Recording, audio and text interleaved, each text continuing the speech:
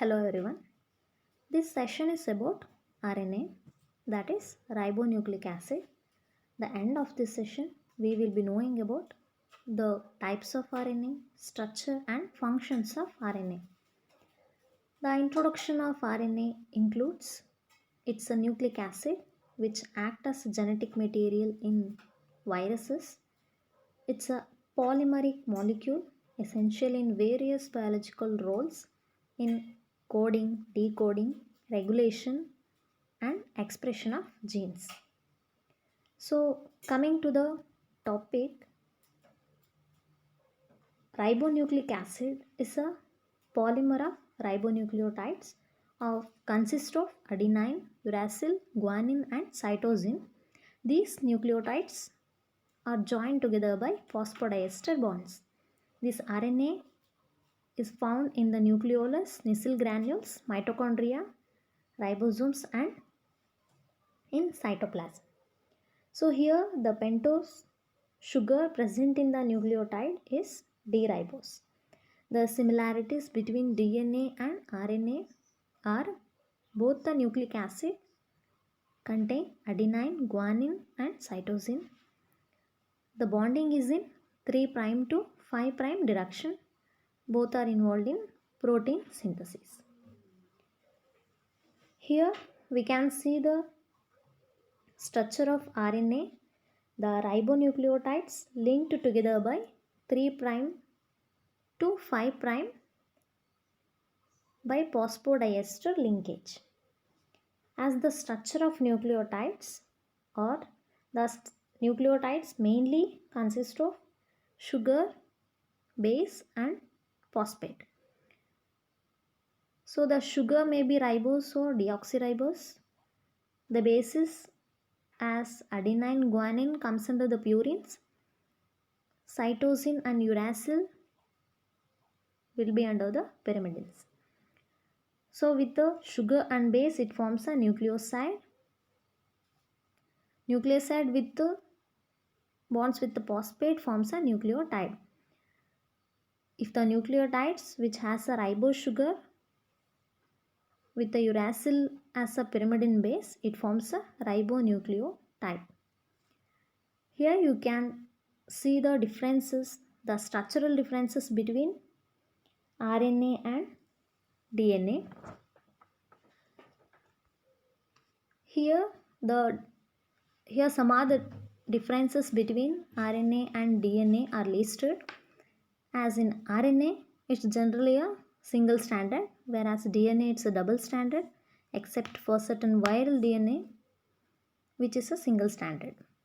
So the ribose is the main sugar in the RNA, whereas deoxyribose is the main sugar moiety in DNA.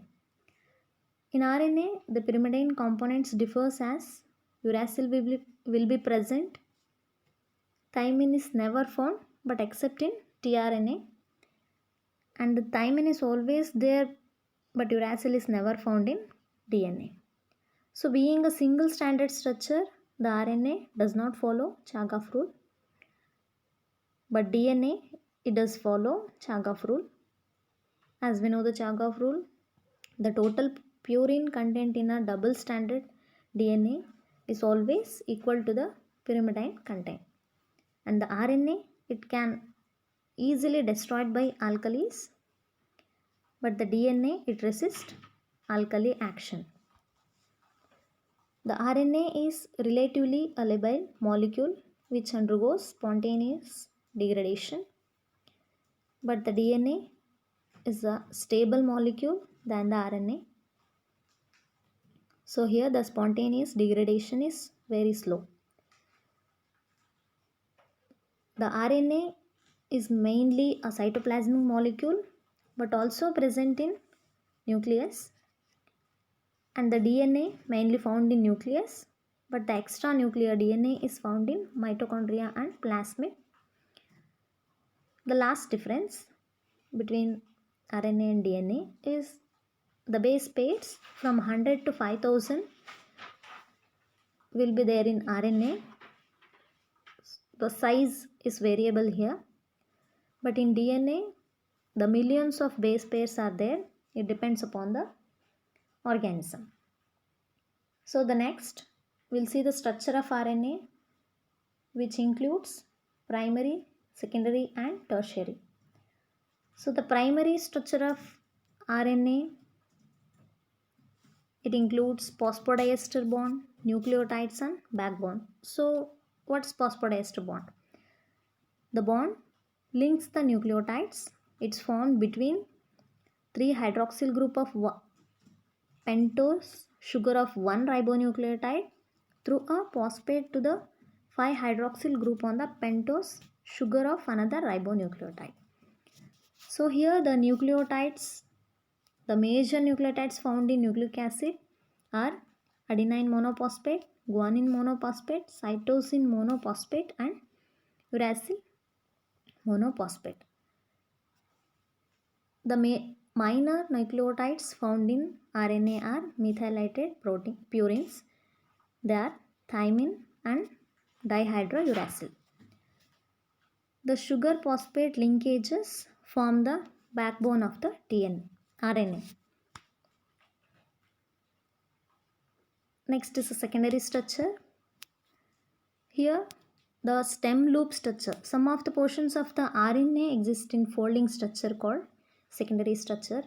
In the folding region, ribonucleotides are complementary to each other, forming a stem loop structure. So here the adenine base pairs with uridine through 2 hydrogen bonds and the guanine base pairs with the cytosine through 3 hydrogen bonds. And the next tertiary structure, the folding of molecules into 3-dimensional structure. It forms a 3-dimensional structure. These structure, they are stabilized by hydrophobic and hydrogen bonds, which produces a compactly coiled globular structure. So it's a tertiary structure of RNA. In this picture, you can see the synthesis of DNA and the synthesis of mRNA from DNA and the protein formation from the mRNA. And the next, the types of RNA, it includes messenger RNA, transfer RNA, ribosomal RNA, heterogeneous nuclear RNA and small nuclear RNA. First, the mRNA, that is messenger RNA.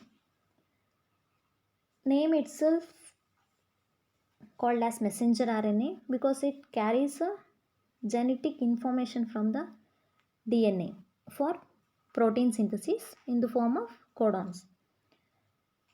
So the mRNA molecules are formed with the help of DNA template. This process will called as transcription, as this nucleotide sequence is complementary to the template DNA. And the structure of mRNA, it includes 5' cap, 5' untranslated region, coding region, 3' untranslated region and polyadenylate tail or poly-A tail. So in this picture, the structure of mRNA, you can see the 5' end where there is a cap and 3' end where the poly-A tail is present. In between that, it present coding region and non-coding regions. So first, 5' cap, that is 5 terminal end is capped by 7-methyl guanosine triphosphate cap, and this cap is involved in the recognition of mRNA by the translating machinery and stabilizes mRNA by protecting it from 5' hexonucleus. And next, the 5' untranslated region, which is present at the 5' end, which has a non-coding codons, and the coding region, which contains 3 types of codons, that is initiating codon, specific codons for the different amino acids and terminating codon. So the initiating codon, which is always AUG for methionine, and specific codons for different amino acids, phenylalanine as an example, that is UUU, and terminating codons which are UGA, UAA and UAG. So these three codons which codes for the terminating codons. And next is 3' untranslated region, which is present at the 3' end. And last, polyadenylate tail, that is poly A tail, consists of 200 to 300 adenylate residues at the 3' end. And the functions of mRNA, it includes, it's a direct carrier of genetic information from the nucleus to the cytoplasm. So it usually contains information required for the formation of a protein molecule. So the next type of a RNA is transfer RNA, that is tRNA. It is relatively small single stranded globular molecule found in cytoplasm, having 74 to 75 nucleotide residues in it. And these tRNA also called as soluble RNA, that is sRNA, and it's a adapter molecule composed of typically 76 to 90 nucleotides in length, since they act as adapter for translation of a sequence of mRNA to specific amino acid.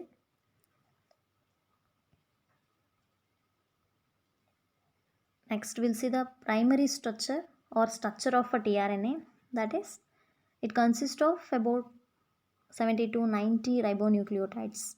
The bases present in tRNA are adenine, guanine, cytosine and uracil as major bases, and the minor bases will be thymine, dihydrouracil, pseudouridine and hypoxanthine. The most of the bases present in the tRNA are methylated, and from this primary structure of tRNA it forms a folded to form a clove leaf appearance, so called. These foldings are stabilized by intracellular bonds formed between purine and pyrimidine ribonucleotides. So here the structure of tRNA looks similar to the clove leaf. So this clove leaf structure of tRNA contains or consists 5 main arms or loops. They are acceptor arm, anticodon arm, DHU or D arm or pseudouridine arm and extra arm. That is, at the end of 3' terminal, the acceptor arm is present, and the anticodon arm, which is just opposite to the acceptor arm, and D arm, which is present left to the tRNA, and opposite to the D arm there is a pseudouridine arm, and the short extra arm is present in between anticodon and pseudouridine arm. So first we'll see the acceptor arm. It's a base sequence of cytosine adenine, that is CCA arm, is present at the 3' end. It is an acceptor arm for the attachment of amino acids to form amino acyl tRNA. It has a 7 base pairs. And the next anticodon arm just lies opposite to the acceptor arm. It recognizes the triplet codon present in the mRNA, and the base sequence of anticodon arm is always complementary to the sequence of mRNA codon, and due to this complementarity it can bind specifically with the mRNA by hydrogen bonds. And the next D arm, because of presence of dihydrouracil, it's called as D arm, and it has a 3 to 4 base pairs. It serves as the recognition site for the enzyme. And the next, this arm is opposite to D arm called pseudouridine arm since it contains pseudouridine. That's why name called as pseudouridine arm, and it's involved in the binding of tRNA to the ribosomes. And the last arm, it's an extra arm also called as variable arm.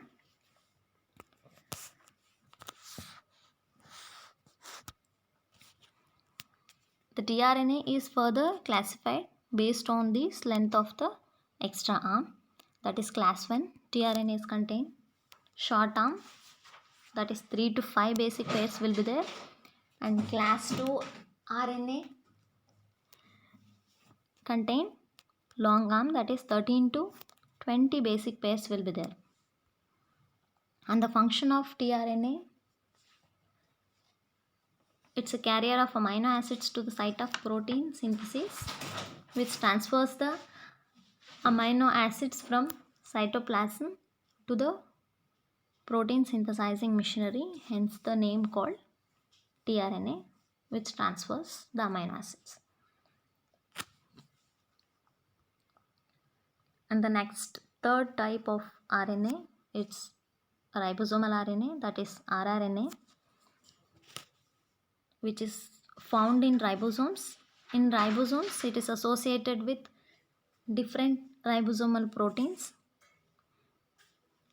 Here, the size of rRNA varies depending on the types of rRNA.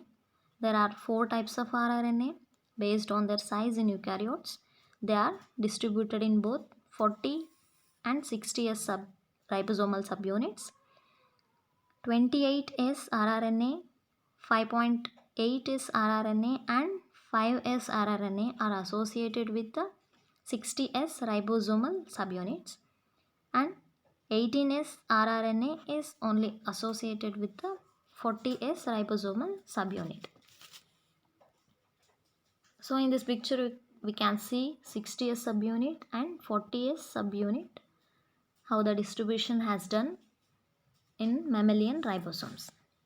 So the distribution, it accounts for 60 to 80% of total RNA in the cell will be there. And the function of rRNA, it involved in protein synthesis and also serve as catalyst. So the next type of RNA, which is heteronuclear RNA, that is hnRNA. The nucleus also contains special type of RNA that turns over rapidly during protein synthesis called as heteronuclear RNA. This hnRNA is longer than the mRNA and also acts as a precursor for the mRNA. Means before the synthesis of mRNA, it forms a hnRNA, so which are subsequently modified by attachment of the mRNA by the N-terminals. And the functions of hnRNA is mainly precursor for synthesis of mRNA. And the next, small nuclear RNA, that is snRNA. The class of small RNA molecule found in eukaryotic cells.